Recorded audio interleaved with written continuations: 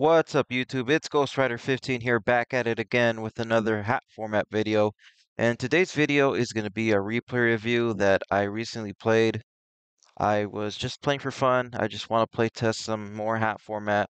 It's been a while since I've played hat format very serious. So yeah, without further ado, let's just jump right into the video. So I win the RPS. I'm going to be going first, of course. In hat format, you still draw 6. It's actually the last format where you draw 6.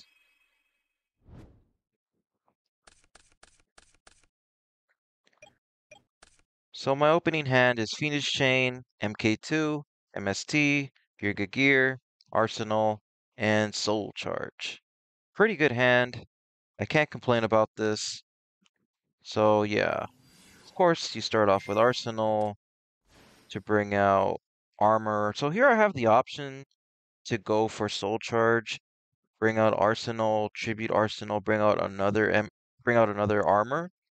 But I feel like that's a bit too greedy, because that straight up just loses to Dark Hole. I know Dark Hole's a one-of, but still, I think I'd rather save the Soul Charge anyway, so like if something goes wrong, I have the Soul Charge as backup. So I just go ahead and set the armor, set all my back row and pass. In this format, Heavy Storm's not legal, so it's usually fine to set everything. Just keep in mind that Exciton Knight does exist, so you do have to be careful with that. But other than that, setting all your back rows is usually fine. So my opponent starts off with Spellbook of Secrets, so now it's confirmed that I'm playing against Spellbooks, which is usually a pretty bad matchup for Geargia. But I don't think it's that bad if you go first with Geargia. I think it's actually really like 50-50. But if you do lose the dice roll and you go second, then yeah, it's pretty bad.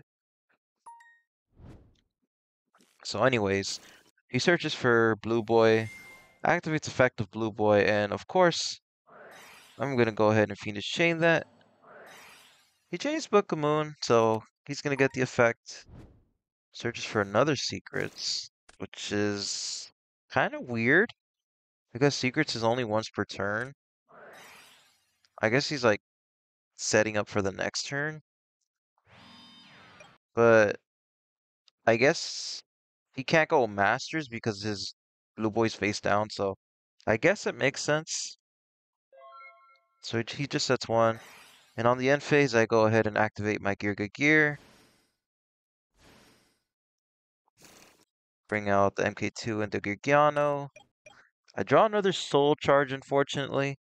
It's only once per turn, so yeah, a bit of a brick here, but it's one of the best cards if you are going to brick on it. So I go ahead and activate Armor Effect. So the reason I do it this way instead of going for Geargigan X is because if I get hit with Torrential, I want to resolve the armor. So Phoenix Chain is going to prevent me from searching, which isn't a big deal because I can still push. So I search for Accelerator, normal summon the MK2, that way I can bring out a rank 3 and a rank 4. Of course, I go for Alucard because I know that's a Blue Boy set. So here I go for Giant Hand. The reason I go for Giant Hand is because I want to be able to stop a Blue Boy effect, and it can also stop a Priestess effect.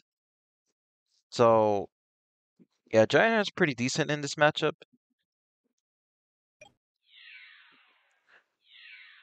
So I just go for a lot of damage. And also, I have no fear of the Spellbook of Tower because I have MST. He's going to attempt to activate it, but MST's going to prevent all of that shenanigans. And he's going to miss timing with it. I have to remind him that it misses timing.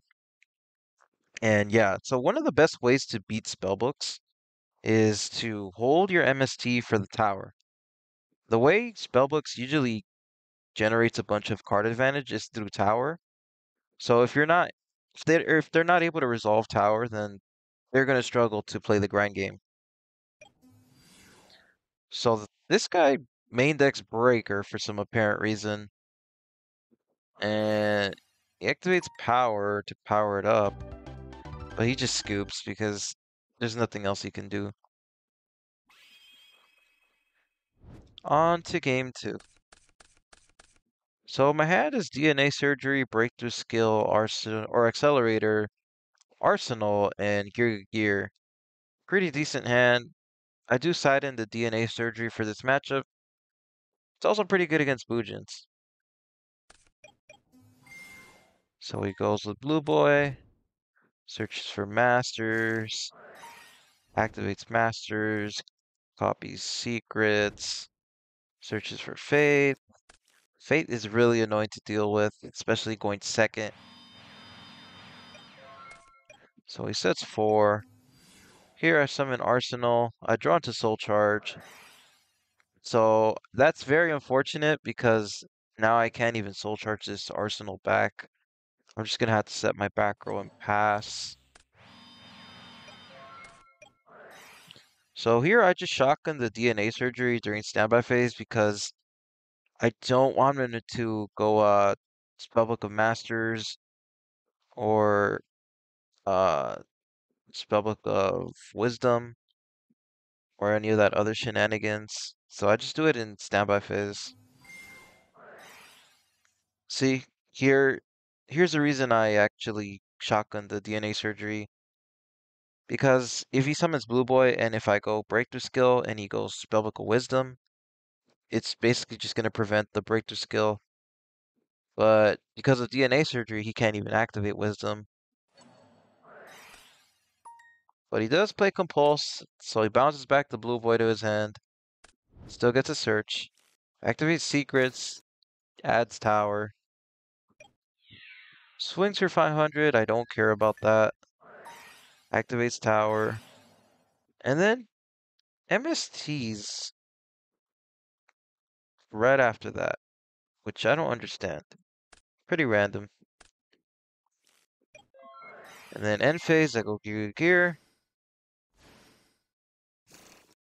I usually always just do Gear on the end phase because I don't want to draw Geargiano. So here, he plays it very smart. He holds the max C until my turn. That's actually correct. Because now I can't go crazy during my turn, or else I'm gonna have to give him a bunch of draws. And it's usually not worth it, especially if you can't OTK. So I just think about it for a while here, and I just decided that the best play here is Exciton Knight. I'm gonna give him just one draw, make Maxi a 1-for-1, and then nuke his board. So here he activates Fate, and at least I baited it out. Unfortunately for me, Towers is gonna resolve. It's not missing timing, but he only gets a Blue Boy because he only has 2 spellbooks in his grave, so he can only bring Blue Boy, which is fine with me because Blue Boy only gets its effect when it's normal or flip summoned, not when it's special summoned. So I go ahead and just set my breakthrough skill and pass. I could have used Soul Charge, but if you take a look at my grave, all I have is MK2 and Geargiano. I can only make a rank 3 exceed, which isn't really that good right now. Like I guess I can go for like Zen mains, but I don't think it's worth it. I just want to hold this.